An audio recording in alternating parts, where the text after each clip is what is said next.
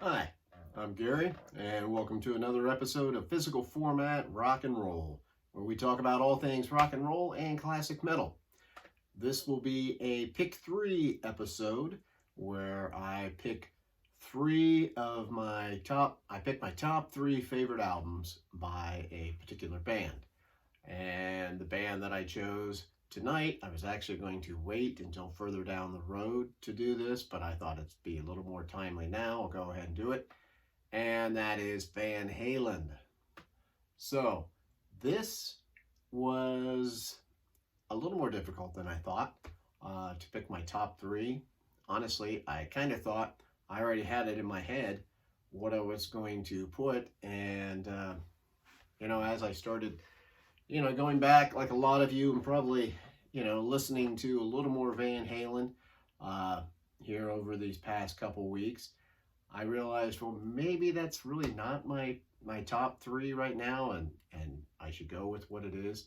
Uh, I think slots number one and two I pretty well locked down. It was three that I had a hard time with. I will say the first thing that I did that was pretty easy for me was they were all going to be from the David Lee Roth era. That's just me. It's my opinion. I know that a lot of you like the Sammy Hagar era of Van Halen, and that's fine. I like a lot of that stuff that they did. To me, I got nothing against Sammy Hagar. I like a lot of his solo stuff, and like I said, I like there's a there's some of the Van Halen or Van Hagar era stuff that I like, but there's just something more special about the David Lee Roth era. It definitely rocked more. I feel like with the Sammy Hagar era, that they had some good songs, but they never really had any complete albums, in my mind. They never made an album that I could listen to without skipping tracks. And in my mind, like I say, this is just my opinion. It's hard for me to fathom how anybody could prefer that era of Van Halen over the David Lee Roth era. Unless maybe that's when you came aboard and so you were more into that type of sound. Otherwise, to me, I just don't get it. And it's, I hear all the arguments, well, Sammy Hagar's a better singer, blah, blah, blah, and all this stuff. Well, I mean, he's a better singer in the fact that he has a better range, I guess. Uh, but yeah, at the same time, when I hear a song like Dreams, where he starts screeching when he's getting to me, that just sounds irritating when Sammy does that. But that's just me. And I'm talking about on their albums and during that time period. I know David Lee Roth's voice is shot right now. Okay, so if you want to compare the two, yes, okay, I get it. Sammy's voice is held on. He's the better singer now. All right, that's great, fantastic. Who made the better albums? They were with Roth. Okay, it was just the dynamic that they had. Uh, they just made better albums. The contrast with him and Eddie, what they both brought to it. You had your yin and yang going on instead of the Van Hagar, where it was just kind of Eddie. I don't feel like Sammy took the focus enough. I mean, when I picture Sammy Hagar out there in his big baggy shorts and plaid shirts and stuff, I'm like, I don't know. It's just not a rock and roll show out there in a way. I don't know. I don't want to get into that too much because I do like some of that stuff, and if that's your favorite part of it, that's great, But I'm picking everything of the David Lee Roth. I mean, honestly, I even like the album that they made, Different Kind of Truth, when Dave came back, even though his voice is, fairly well shot at that time, they still managed to make, to me, a more rock and more interesting album than those ones that they did with Sammy. But, that's just me, I guess. And I know that that album was made up of a bunch of songs mostly that they had already written years before or whatever.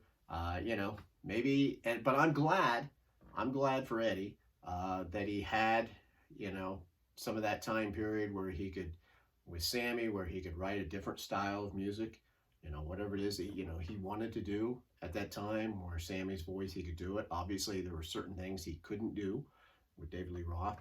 So, you know, I'm happy for Eddie that he was able to get that out of his system, that he was able to do something else creatively. And like I said, a lot of it was, you know, really good, just no great albums, in my opinion. Anyway, so my top three, like I said, I thought I had it all set up, but I did not. What my number three album would be, man, I went back and forth because, I mean, it wasn't going to be 1984. Okay, that much I knew. That was not going to be in my top three. I like this album. You know, definitely got some good stuff. Good album. It's just not, you know, up to the other ones, in my opinion, right? And I really like Diver Down. I know a lot of people give this album shit because it's got remakes on it or whatnot, but the remakes are cool versions. I mean, you know, it's Van Halen doing their version of those songs. They really almost sound, except for Pretty Woman, they sound nothing like the original. You know, this is great, and it's got Eddie's dad playing on a song on there. And it came down, so my big fight for what came in at number three was between Van Halen 2 and Fair Warning. Because, man, you know, I love these. Both of these. This, at first, this was my definite lock. Okay, was Fair Warning. I said, yeah, that's coming in at 3 or 2. You know, but then, like I said, I started listening to some of these things again. And, you know, when I went back to Van Halen 2, I think it's just the album as a whole. I think that Fair Warning has a few stronger songs, but as a whole, as an album, Van Halen 2 is what's going to come in at number 3. Let me just read the track listing so you can see, you know, what I'm talking about as far as a well-rounded album. Dance the Night Away. So, you know, there you got your poppy song on there, but then you got Out of Love Again. God, you know, that song just rocks. And you know what else I really like about this album? When I think of the song Out of Love Again, and some of these others on here, Bottoms Up and whatnot, Alex's drumming is really, you know, really good, really stands out on this album, I think. When you know, you listen to that song Out of Love Again, you listen to that drum beat he's got going on, and that's awesome. Somebody Get Me a Doctor, You're No Good, the Linda Ronstadt remake, which starts out the album. It's great. Bottoms Up, Women in Love, another poppy one. Light Up the Sky, Beautiful Girls, Spanish Fly, you know, that cool acoustic thing that Eddie does, and DOA, another kick-ass rocker. So it might overall rock just a little less than Fair Warning, but man, it's just an overall great album, one that you can just listen to from start to finish, and that's kind of what you're what you're looking for, right? When you're picking your top 3. So coming in at number 3, Van Halen 2. Coming in at number 2 is the debut album, Van Halen. Dum, dum, dum. Now, for a lot of people, this is always going to be their number 1 Van Halen album.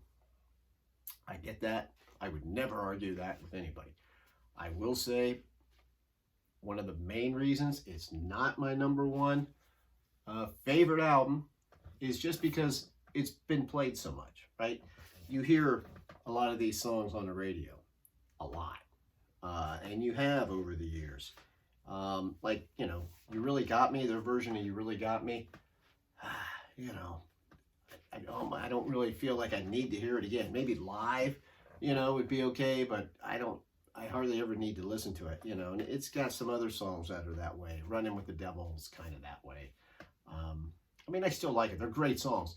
But I'm putting it at number 2. I'm still putting it in my top 3, even though I will say out of these Van Halen records, it's probably the one I listen to the least at this point out of these, the David Lee Roth era ones. But, you know, I cannot, obviously, get rid of the fact of, you know, what a fantastic album it really is and how much it meant to me when it came out. It just, you know, you talk about a debut album that just, boom, you know, you're like, oh my God, I love this band. Well, that was Van Halen 1. So Van Halen 1 comes in at number 2 on my pick 3. So that leaves, obviously, you know what number 1 is going to be. Women and Children First. So what's crazy, also when you think about the 3 albums, so it's basically the first 3 albums that made it into my top 3. Van Halen 1 was released in February of 1978. Van Halen 2, March 1979. Women and Children First, March of 1980. So, you know, they released these 3 albums in a span of 3 years. That's just amazing. You know, just a year apart for each of these albums. And it is crazy. I know that this one, you know, this had some of these songs on here.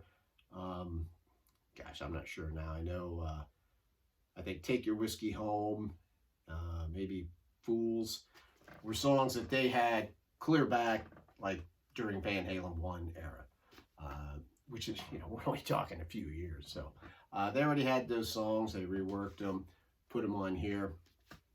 But I guess this album, what I like about that, for the one thing, the only song you ever hear on the radio off of this album is And the Cradle Will Rock, which starts out this album. And you also get your first touch of keyboards on that. That beginning part is a keyboard or some sort of organ, Wurlitzer organ that he distorts and that Eddie plays and gets that beginning part. So there you go. There's the first part of the keyboard. What a way to start out an album, right? And the Cradle Will Rock. That's just such a great kick-ass rock song, man. This is an album, too, that I guess, you know, when I was talking about the whole, you know, David era versus the Sammy era, you know, this album is an example, you know, a perfect example. They never could have made an album like this with Sammy Hagar. Just not his style, right? And, you know, nothing wrong with that. It's just not his style. He couldn't have done these songs justice. He would have added things that didn't belong.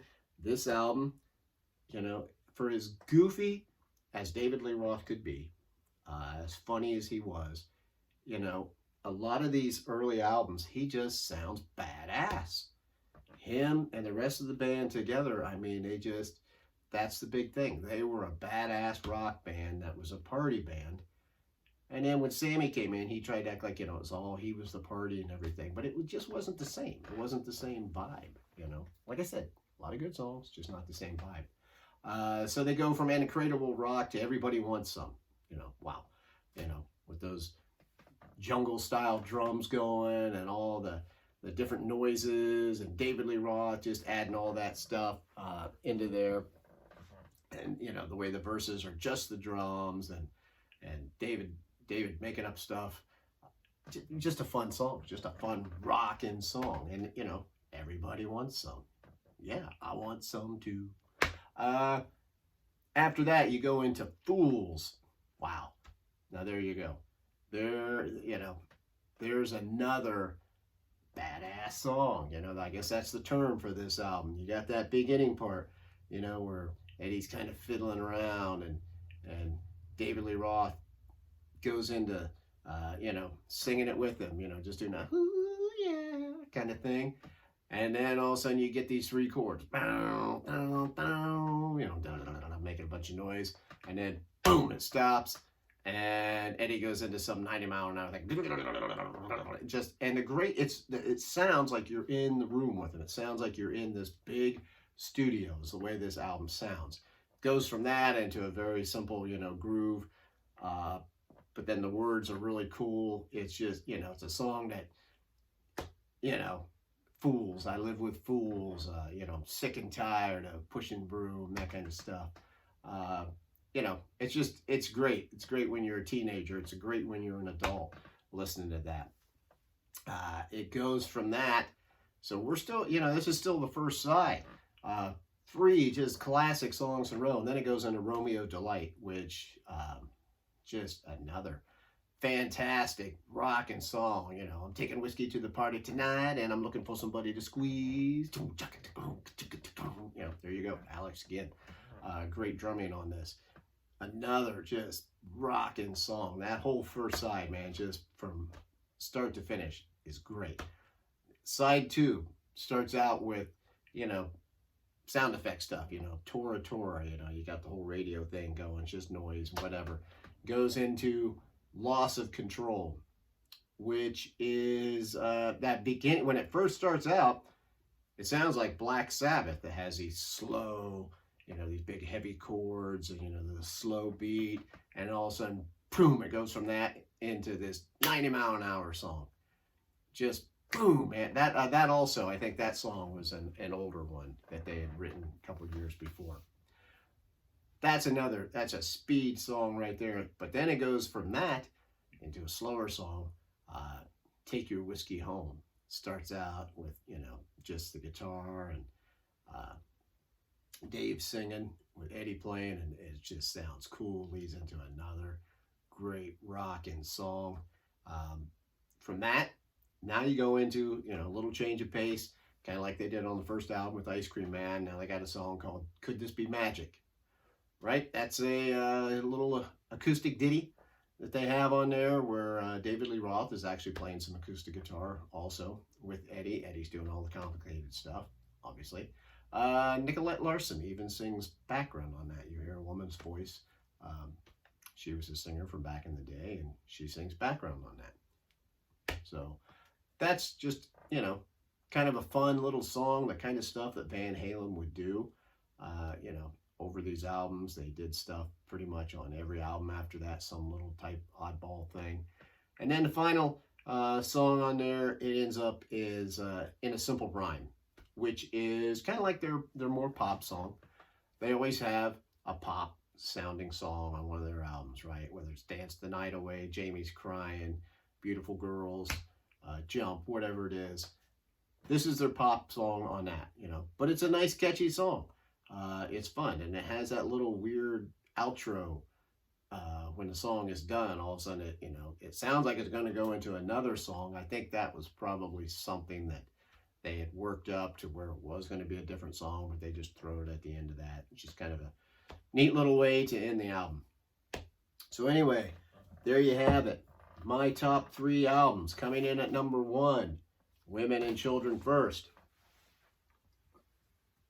At number 2, Van Halen 1. And finally, at number 3, Van Halen 2.